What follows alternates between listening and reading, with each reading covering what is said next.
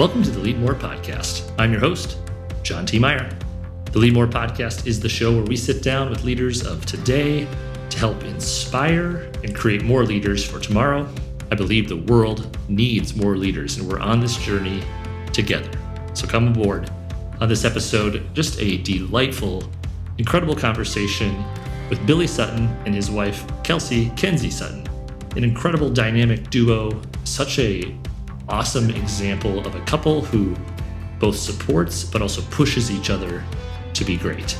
So in this episode, we talk about the story of how they met. They grew up in the same town, but their relationship story starts on an incredible journey that actually begins with an unfortunate tragedy.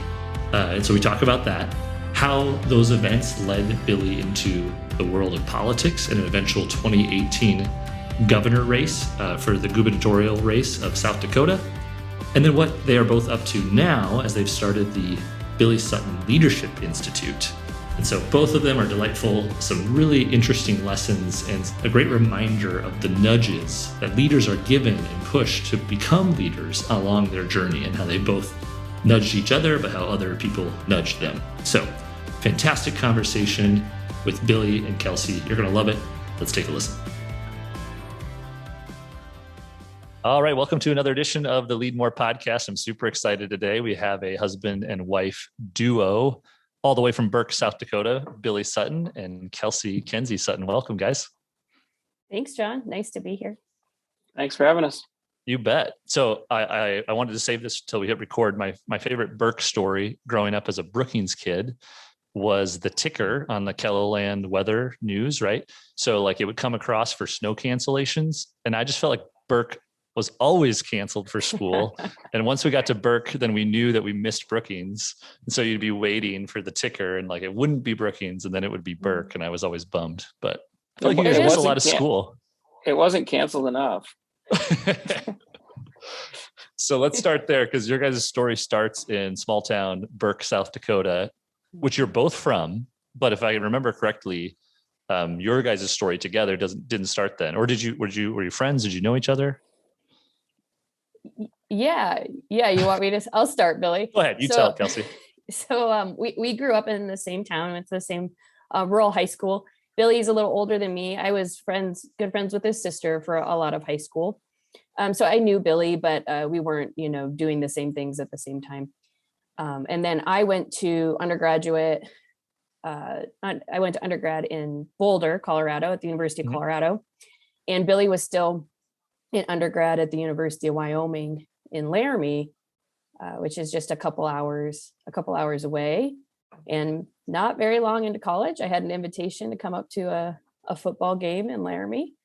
And that was, I think, a text message from Billie. And then I got a follow-up call from his sister, making sure that I would commit to coming up to this football game. And I don't know what Billie wants to say about it. I didn't quite see it all coming, but it was kind of all history after. Man, your sister was looking out for you. She was like your wing person, huh?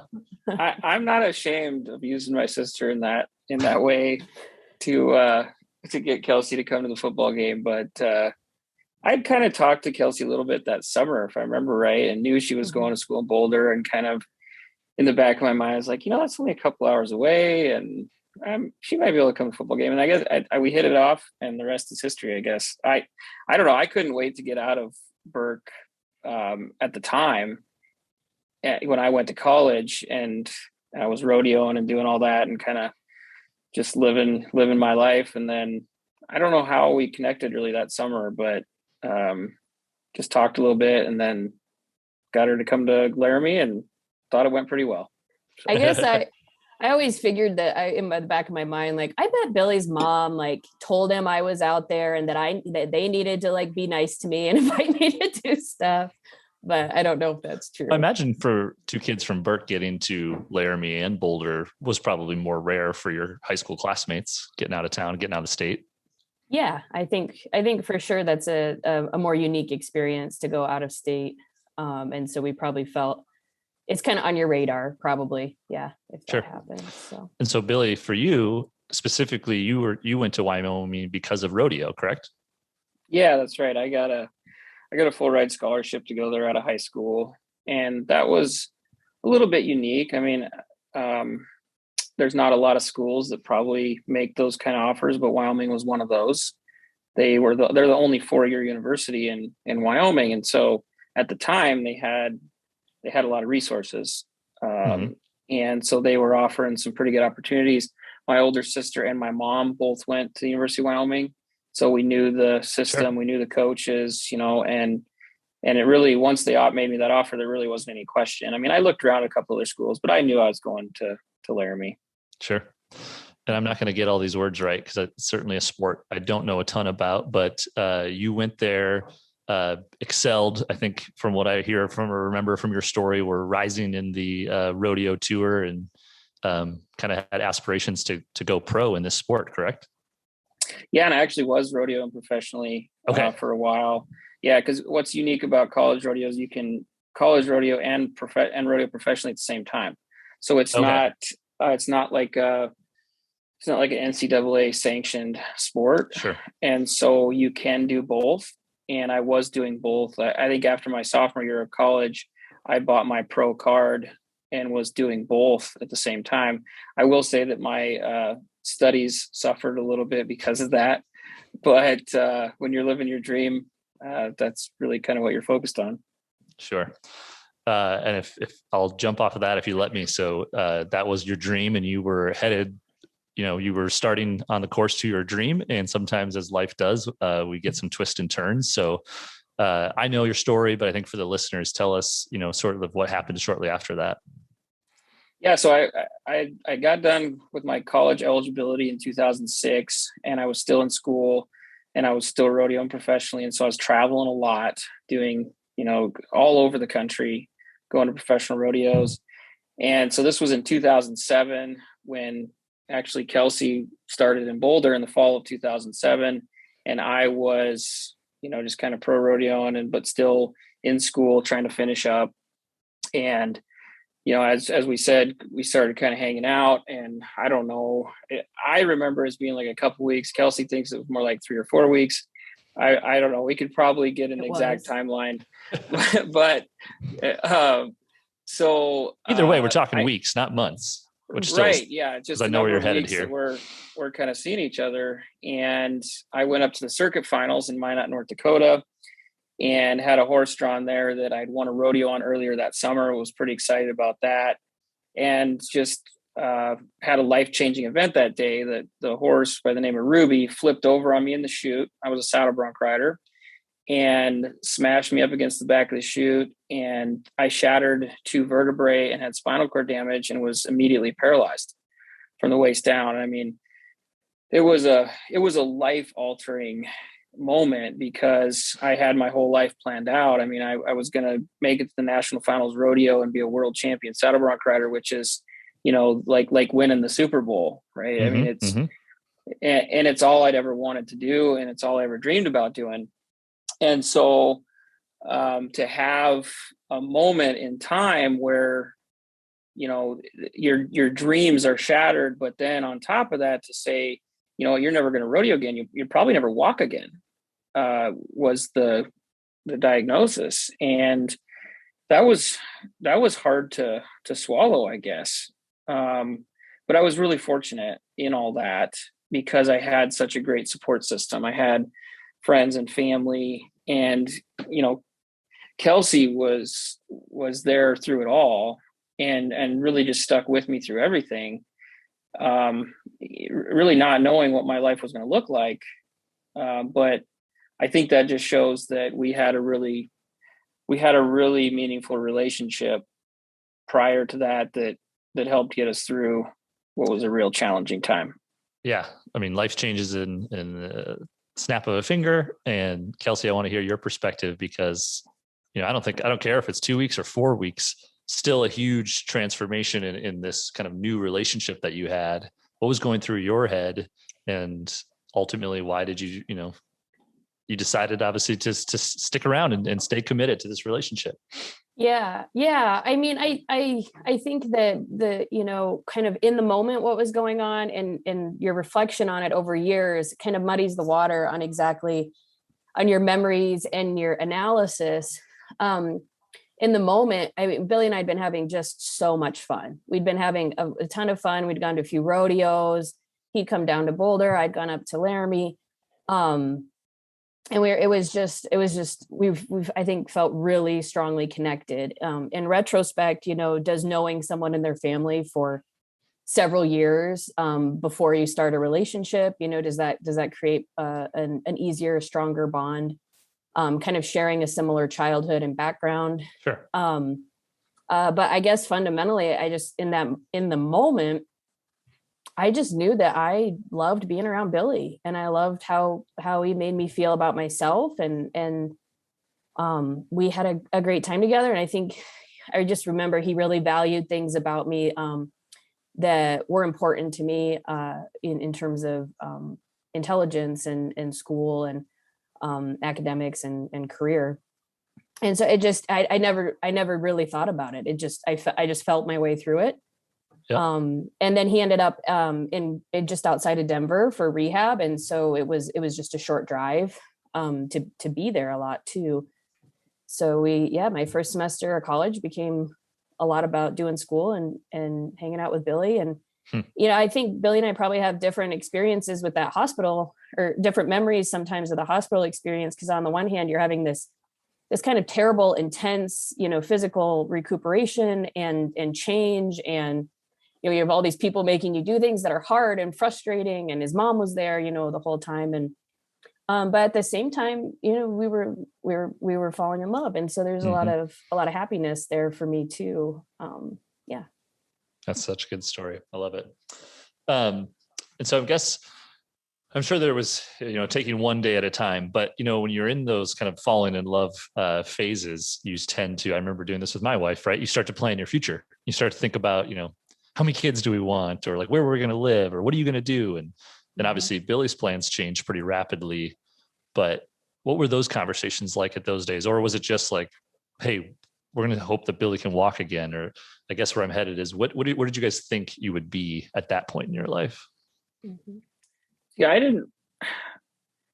I kind of went into a space of like just trying to find, I mean, I had a lot of hard days, but I really worked hard at trying to find like positives that I could hold on to, and try to find like, okay, so this door has closed, it seems like, but I worked hard at rehab and trying to have hope that you were going to walk again, but at the same time you had to be realistic too. And that was there was a fine balance for me to try to figure that out. And so I really truly was like taking one day at a time, because there was just so much chaos in my day to day of like learning how to do things different and trying to just feel my way through like what life was going to look like. So my dreams had been shattered, but I wasn't like looking too far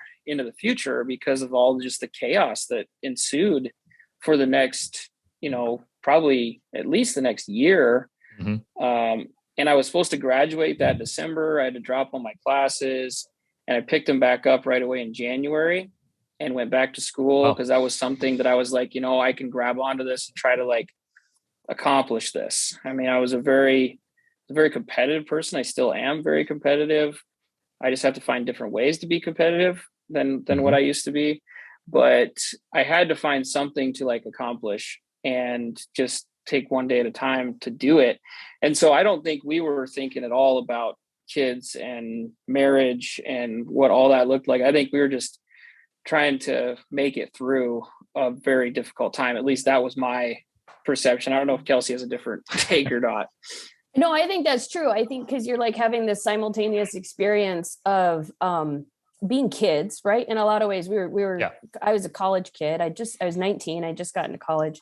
So we were kind of navigating how do you be a college age person on the cusp of a professional age person. You're spending a lot of time with your friends still. You're working hard to get through school. And then at the same time, this like rapid acceleration of maturity in your own personal development and in a relationship. So I think that I can see now how some of that that acceleration informed things about our lives. But at the time, it was still very much, I knew I wanted to be a lawyer, so I was on that path kind of since 5th grade or whatever. So I just stayed on that path. Did not plan to be a lawyer in Burke, South Dakota. Sure. And, but I do think Billie kind of planned at some point in his life that he would end up in Burke. So, over the course of a few years, we really started having conversations about probably where we were going to live more than anything. I don't know if Billie remembers that, because I certainly had a lot of conflict about that idea. Sure. Yeah. Yeah, and those are conversations you have to have in those early days as you're trying to make sure it's a fit, right? And your plans can coexist together. And I think what you set me up perfectly for there, Kelsea, is this theme on the show at the Leadmore podcast is that we often see that leaders actually get pushed or kind of nudged into leadership, that they don't maybe set out to be a CEO or a governor or a senator.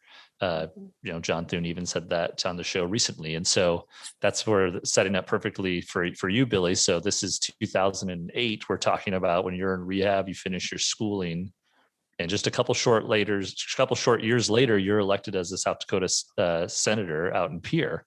Talk us through that transformation. Did somebody nudge you? Was there a conversation, or was there a light bulb moment, or maybe this person was on the call who nudged you? I'm not sure.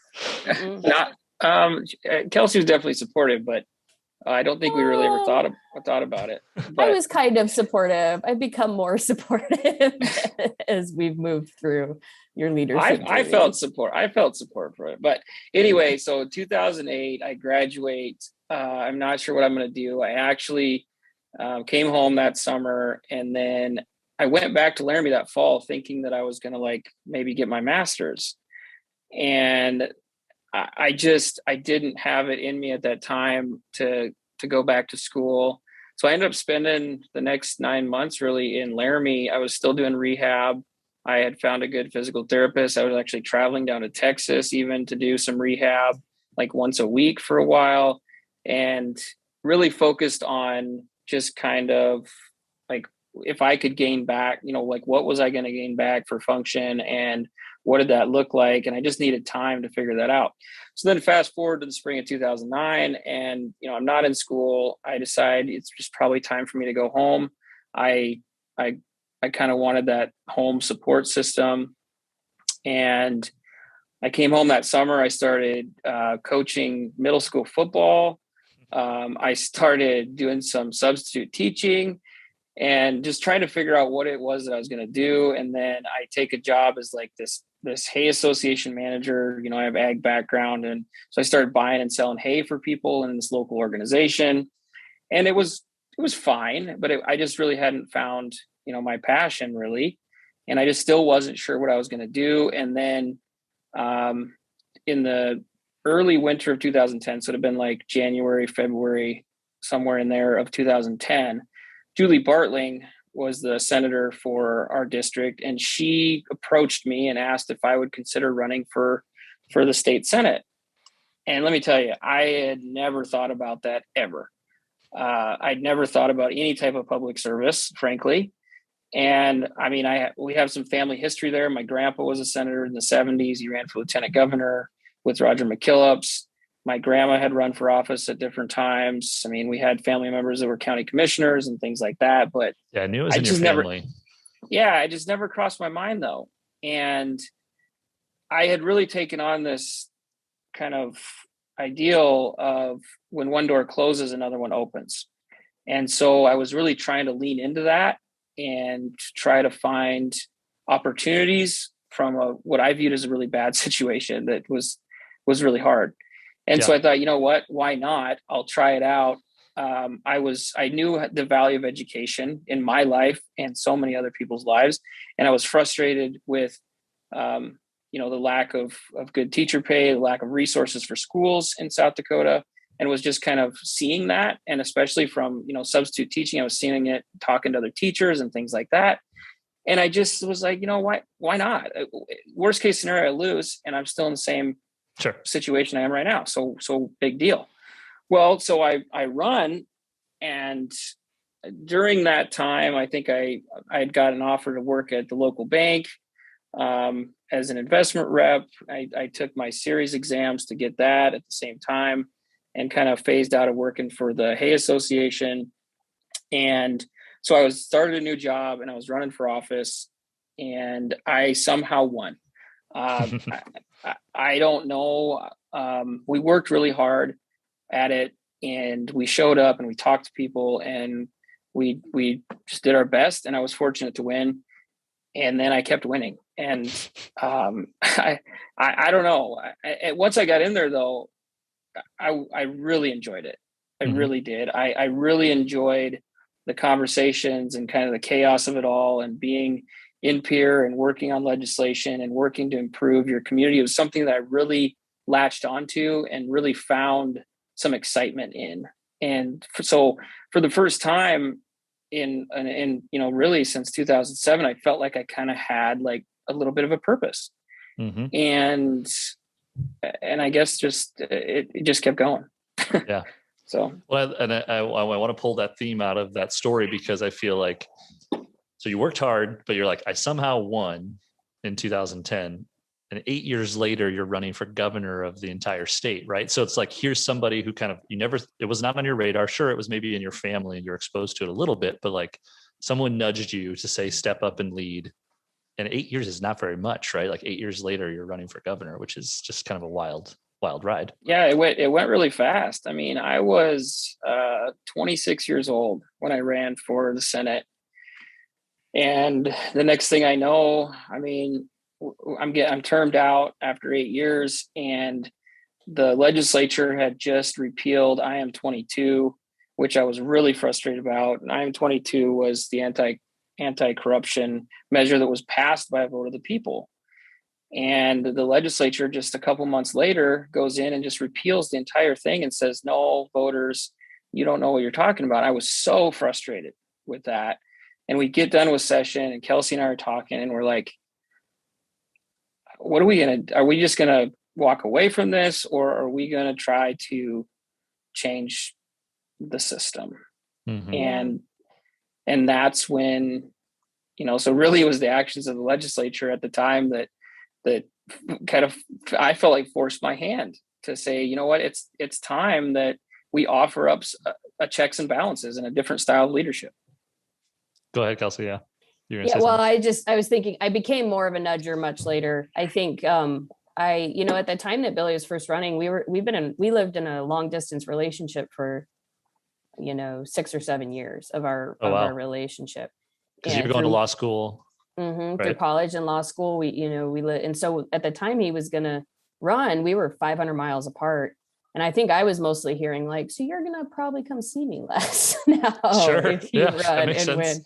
But I quickly, I think you didn't want to go to Pier in January. No, not really. And I think I quickly sort of, it didn't take very long to catch on that this was a good fit for Billie, and it was working, and he was good at it. He was good at it. And then, by the time the gubernatorial race came around, I think we were both feeling very strongly, a certain way. Well, for the listeners, that's why I wanted both of you guys to be on, because it's such a dynamic duo in the sense of sort of a leadership team, right? Like where you guys both are pushing each other as spouses, pushing each other professionally. Kelsea, I see your tweets online about topics and things that you're passionate about. And so that's why I wanted to hear, because there's so much more behind sometimes the leaders we see out in the public eye, the team and the support group or the spouses or partners behind them. And so Billie keeps winning and obviously getting more passionate. And like, as you said, getting maybe better at being a politician, the accidental politician. At what point were you like, we need to do this. You need to run. And I know that this is going to be hard on our family, but like, I support you. But what did that conversation look like? This is the way I remember it. It kind of is a background conversation throughout, the November, what would it be? November 2016 election. And then, leading through session in January of 2017. And then I remember after session, or somewhere towards the middle of session, we'd gone out to eat brunch. And we just had this conversation that ended in like, I think this is what we have to do. I think this is the right thing to do. I think this is what we need to do. I have a very strong, I think one of my core values is justice. So when I start seeing something that feels like the path forward to justice, Sure. I get pretty committed to it. And I think, I don't know, Billy, how do you remember that? I kind of remember it being more after session. A family friend of ours that ended up running our campaign was Susie Jones Pranger. And I remember her approaching us and saying, we think you'd be a great candidate. And she said, like, if you do run, I'd like to work for you guys. And she grew up in our hometown. We knew her, we respected her. And she was just she is a very intelligent person, a very hard worker, and very good at everything that she does. And so that's when we really started taking it seriously. And so then I started reaching out to other people that I thought would be important to get their opinion. And every one of them that I reached out to said, what a great idea. You should definitely do it. And you just kept getting that encouragement. And so then I'm like, well, so Kelsey and I talk, and she is supportive 110% at that point. Now at this point too, we do have a young son that we had Liam in 2016.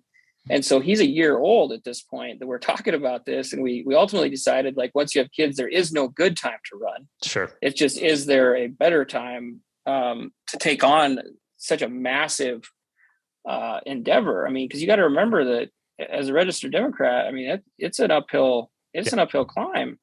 But we felt that I had a good chance to accomplish what we wanted to, because I had won in a Republican district in my entire career, and I didn't care about party affiliation. I cared about people and finding common ground. And it didn't matter if you were Republican, Democrat, or Independent. I was going to work for everybody. And I felt like I could relay that really well and just be my authentic, real self, and that we would win people over. And I think we did. I think we won a lot of people over. Yeah. Well, and I think that, like, kind of what we're saying is we just both believe in the work, right? We both believe in it. We believe in it together, and that makes it not easy always, or like always smooth sailing, but it makes it important enough to both of us to do it as a family. So. Yeah, absolutely. And I think that's very apparent in your guys' work now, which we'll transition to. And we have listeners all over the world, obviously a lot of South Dakota listeners, but to finish that story, you obviously took quite a great swing at it and fell just short running for governor as a Democrat in a very red state. It's hard in thinking about the last 2 years, which would be probably the most tumultuous years to be a leader in almost any position, but certainly in public service. It's difficult not to play the what if game often. And I'm sure you guys probably think that too, what things would look like in our state. We get a lot of headlines these days, and sometimes not for the right reasons, but you ultimately, were gracious in defeat and decided to head a different direction. So to your point, Kelsey, when we're passionate about the work, we got to do the work. You then together start the Billie Sutton Leadership Institute. And so where did that come from? Because I remember thinking, like, that's interesting. Like, it's very much on brand to what this show believes in, but I'm curious which light bulb and whose head did that turn on? My recollection is, like, it was basically very soon after the election, maybe even the next day or two after the election. We were meeting with our campaign team, and we were all just really sad, right? And we were frustrated, and we just came so close. Sometimes I wonder if it's easier to lose by that small of a margin, or if you'd rather just get blown out. And then, it just seems so hard. And I just remember thinking, like, I was so excited to serve. And I felt like we had such a good chance of winning. And I was so excited to serve my state in that role and to truly, like, take that next step in my public service journey. And as we were talking to the team, we're just kind of like, well, what are our next steps? And I just remember saying, like, I don't feel like I'm done serving. I don't feel like I'm done giving back. And I want to do something. And somebody threw out the idea of, it kind of came from that we just heard from a lot of people that really appreciated my leadership style, that I wasn't divisive. I was working to bring people together, and we just need more of that. I just heard that over and over again. And I thought, well, how can I help teach people my style of leadership? And that's where the Leadership Institute came about. And it's really evolved since then, even in ways that I could never have imagined, but just really rewarding work that we're doing now. Give us the elevator pitch. I think it's been 2, maybe almost 3 years now, of like, how do you describe what you guys do? Yeah, I mean, I think it just goes back to our mission. I mean, we work to inspire and prepare the next generation of leaders to build a stronger South Dakota and more vibrant communities and workplaces. So that is the gist of it, is that we bring people in. We have a lot of people that are passionate and care about their communities. They're just not sure how to serve their communities and how to get started serving. And so we require that they take on a community engagement project, because change only happens if you actually do the work. And so we get them started on that path. We connect them with mentors. We connect them with, our connections and resources to help them achieve something in their community. And that's I think one of the main first steps, and to give them confidence that they can be a leader, and that anybody can be a leader if they commit themselves and put in the work and the time and the effort. Yeah, and I think also, that we hope that we give them each other, right? And so one of our great hopes for the cohort is that we try to avoid teacher-student dynamics in the Leadership Institute. And we do offer programming, and we're responsible for the programming. But one thing we really want is for people to learn from each other and to build really trusting relationships, so that when they're stuck, or when the work feels maybe too hard to go on sometimes for them, that they can fall back on each other to recommit themselves, or support each other until they're ready to recommit themselves to the work that they think is important. And I think that, one thing that really comes through the Leadership Institute that Billie and I think talk about, but maybe not in so much detail, is like, we both really love community work. Billie and I love, especially me, but Billie too, like, we love volunteering in our community. I love starting nonprofits. I love projects. I love fundraising. And then you get this tangible, thing right in front of you in your community. That didn't exist before. Yeah. Yeah. And so to me, been so powerful and fulfilling to do that community work. And we think you can really, especially in a rural community, in a rural state, you can do that. You don't have to wait 20 years to make a change in your community in the way that you define community. So we like that work a lot. I think it's funny, Kelsey, you said that initially maybe you weren't so fond of Billie deciding to run, and then you sort of became more of a nudger. And now I feel like you are like a professional nudger, right? You guys are like you guys are nudging people in all of their respective communities across the state to step up, to create something, to lead, to keep going, I think you're right about that cohort mentality, as leaders often need. We always see the brave, shiny kind of superhero part of a leader, but every leader needs a good support system, or someone to lean on, or when behind closed doors they aren't feeling as strong, there's somebody there for them. And I hope over the last couple of years that we've shared that with people, because one thing Billie and I have done together is put away dreams multiple times. Billie put away his rodeo dream. Then we put away the 2018 gubernatorial race dream. And then in 2020, we put away the dream of our daughter.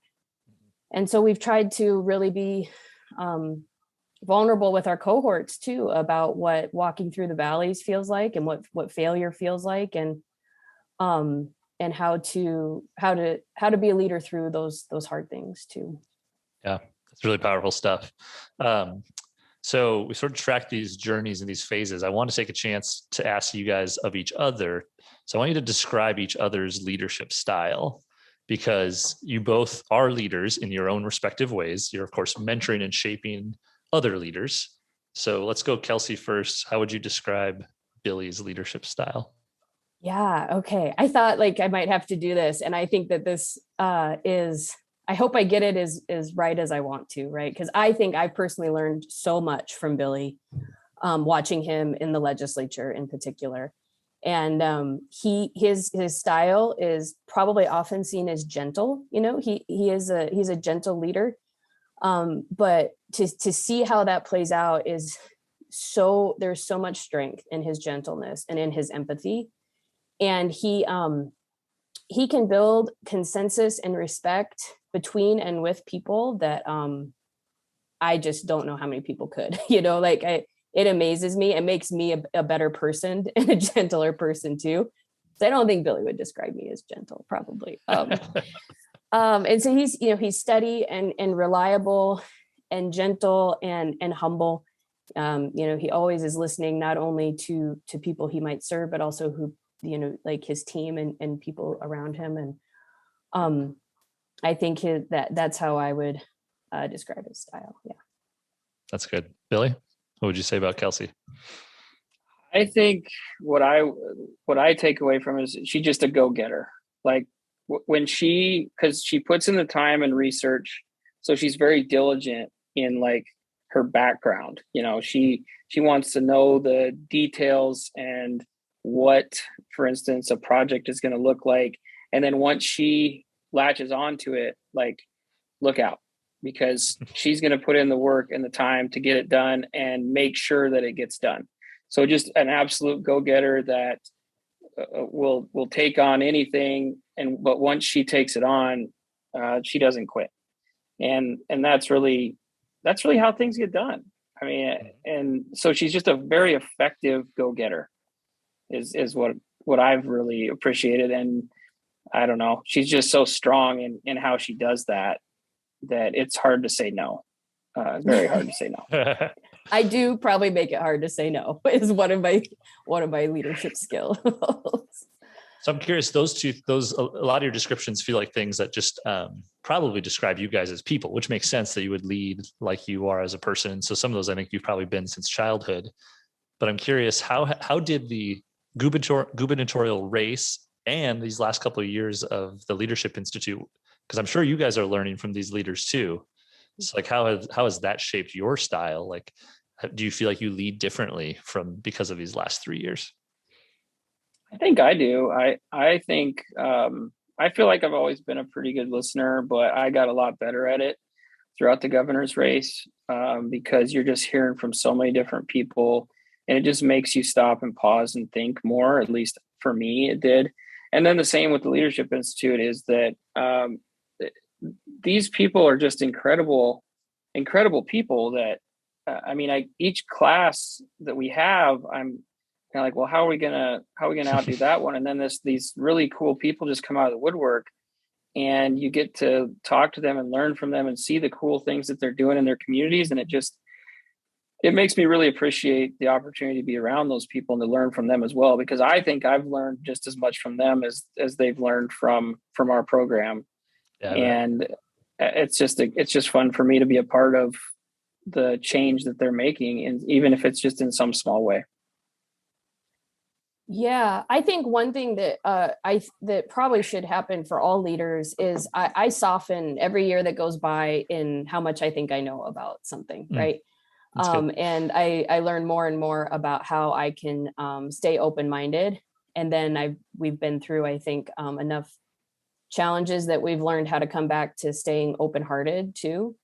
And then one thing I've really been thinking about a lot over the last few years is my communication, right? Because I can get some might use the word compulsive to describe my go-getterism, right? And and I'm going to get something done and find a way to do it. But sometimes I don't bring everybody along for the journey when I do that. And so I think really taking,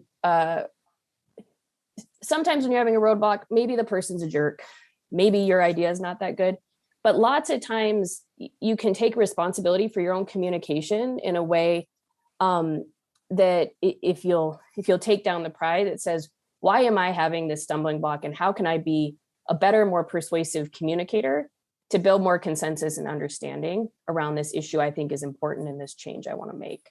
Yeah. And I think that's made me a lot better leader over the last few years. Yeah, that communication piece, how we treat people, what we say, the words we use, all of that is so impactful to how we lead. Sometimes gets thrown away a little bit too lightly. So with those lessons, Billie, I'm curious, in our state looks really different than it did maybe 3 years ago, just because of the state of the world, the state of our state. If you ran today, would you run differently? Would it look differently? Like how would it change based on your message from then? I would just run as me, the same thing I did. I mean, I ran as my authentic self, and if I ever do run for office again, it's not going to change. I mean, I am who I am, and if people value that, then I will win, and if they don't, then I won't. And I'll just keep growing and learning and doing my best for my state and my community in whatever role that I'm in, and just remember that when one door closes, another one opens. And that's exactly what happened with the governor's race. Is we'd have never started this leadership institute had I not lost the governor's race. Never. We would have been so focused on really important work for the state, but we are still having an impact, I think, in ways that we probably won't know for a long time. Planting little seeds. And I'm okay with that. And in fact, I'm happy about that. I'm thrilled about that. And I just think, sometimes life doesn't go the way you want, but sometimes it's not supposed to go that way. And you just have to do your best with the hand you've been dealt and try to improve every day.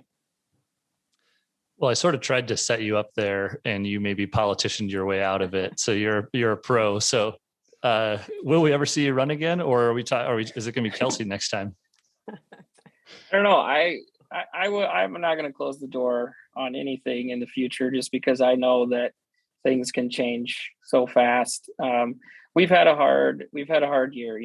We lost our daughter in July of 2020, and that was a really horrific, horrible deal in how that went, and just the sadness, from so much hope to so much sadness. And then, I've lost both my grandmas in the last year that were really the matriarchs of each side of our family, and just incredible people. So it's just been hard to work through all that, and it's been a big challenge. I will tell you that I encourage Kelsea to run for anything and everything every day. So I'm kind of a professional nudger too. I love it, because I like to take credit that I kind of got her to run for the county commission, and she was the first woman elected to the county commission in Gregory County history. So I'm kind of awesome. Pretty good at I'm pretty good at nudging too. Well, yeah, he is good at nudging, and it is even that example is just another example of that was 2016. Billie had been in the legislature for a few terms, and I still didn't see myself as someone who should run for the county commission. I have a law degree and a master's. I mean, as a leader, you should always be nudging other people to be leaders, because so many people do not see themselves that way, even when it seems super obvious to you, right? So yeah, I think Billie has a lot of gifts to share as a leader still, and we don't know what that looks like. I certainly think I have a lot of good ideas all the time. I don't know what that looks like, but stay tuned. Well, I love your guys' support for each other, both as individuals, but also as a couple, but also the way that you don't. It strikes me you don't settle for just being, who you are today. Like, we're going to keep pushing each other to be better. Is in our careers, probably as a mom and as a dad, as a husband and a wife. And so I think that's super inspiring, and I definitely admire that in you guys.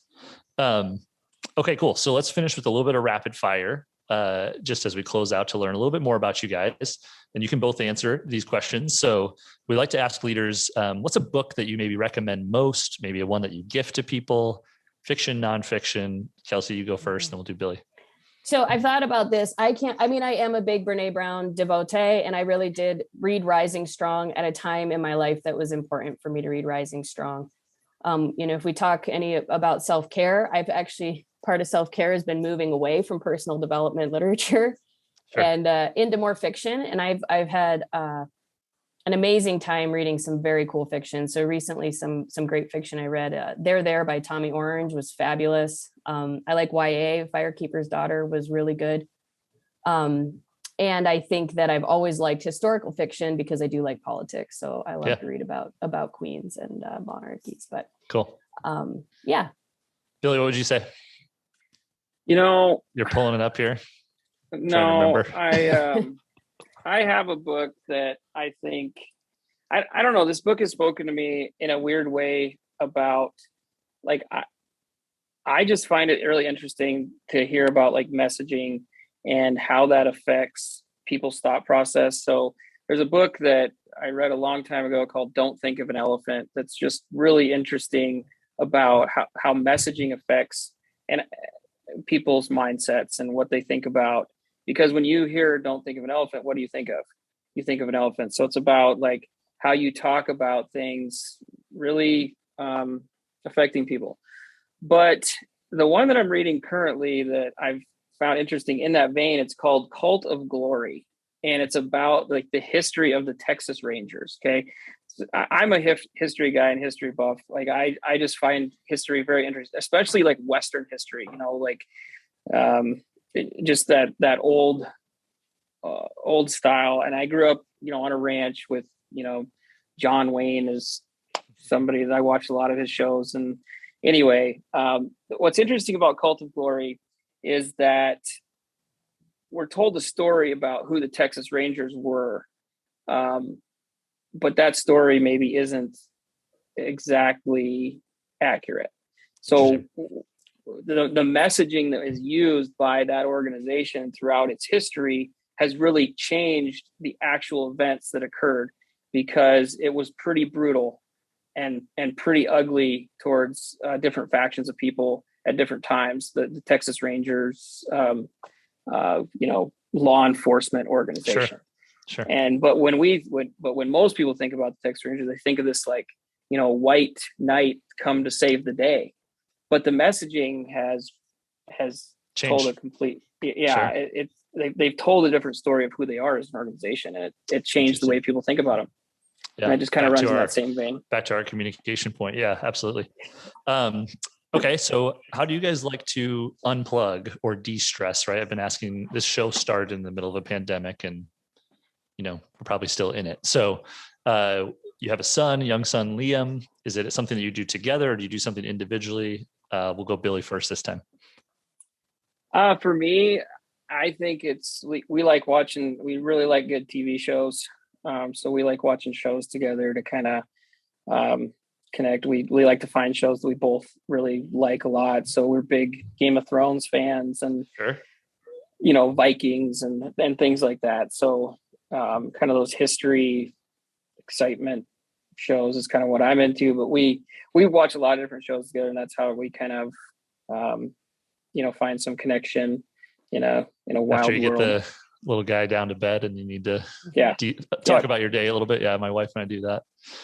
Kelsey, what would you say?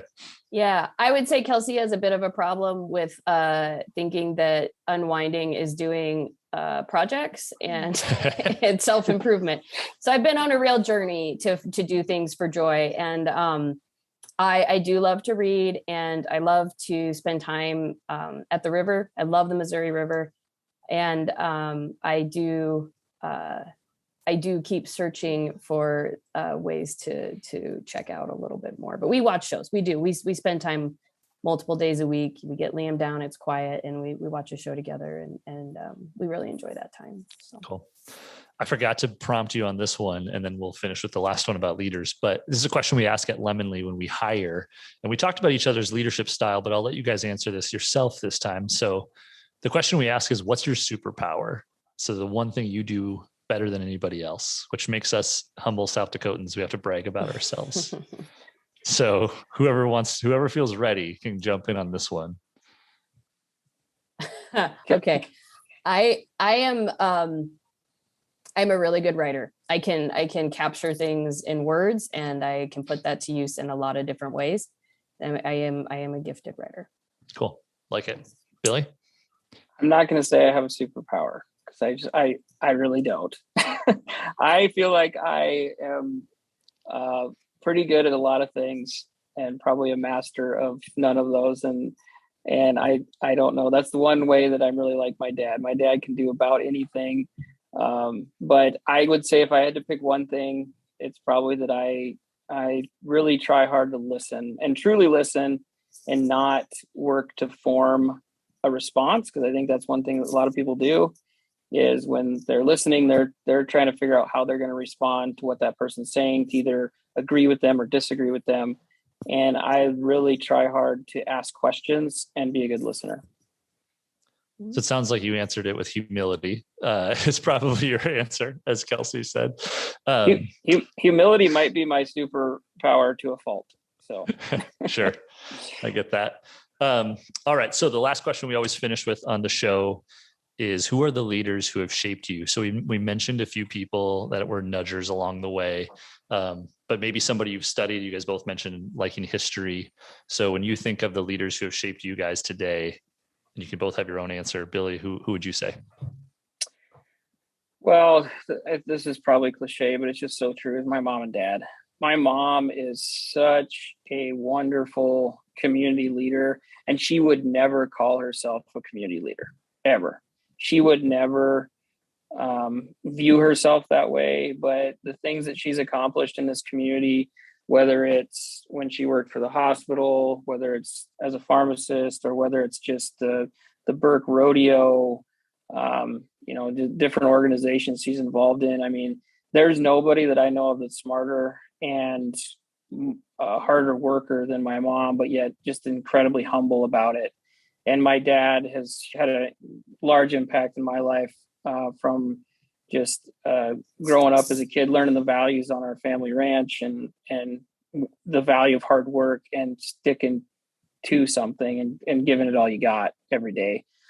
Politically, I mean, I can't go away from this without mentioning Bernie Hunhoff, one of the best servant leaders I've ever met in my entire life.